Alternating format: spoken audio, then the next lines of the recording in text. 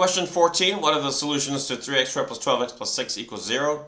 Now, we could apply the quadratic formula immediately, but it's easier to work with smaller numbers, and you can divide everything by 3 to work with smaller numbers. So you would have x squared plus 4x plus 2 equals 0.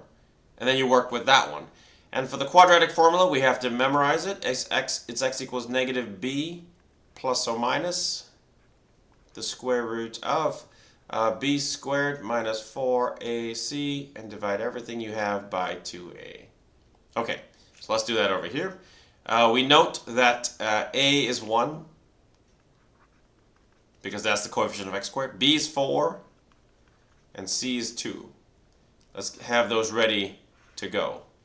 Okay, so x would be negative b plus or minus b squared minus 4ac all over 2a. Okay, and the value for a is 1. The value for b is 4. And the value for c, let's use pink, is 2. We'll start with the b. So let me start with that green. B is 4. And there's a b sitting here and a b sitting here. That's what we have in the equation. A, let's use the blue for a. And a is right there. It's a 1. Done. C is a 2, so let's put that over there. And I'm sorry, a was 1, and a is also in the denominator. Okay, so a goes in 2 places, b goes in 2 places, and c just goes over there. Okay, let's continue. So you have, let me just keep going down here, equals, what you have is a negative 4 plus or minus the square root of, now we have 16, 4 squared is 16, 16 minus 4 times 2 is 8, all over 2. Negative 4 plus or minus the root of 16 minus 8 over 2. Let me erase some of this earlier stuff so I can put that back up.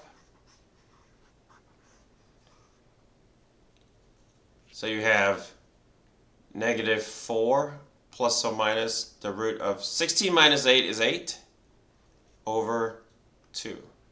Now, they don't have this as one of the options because they've simplified it further.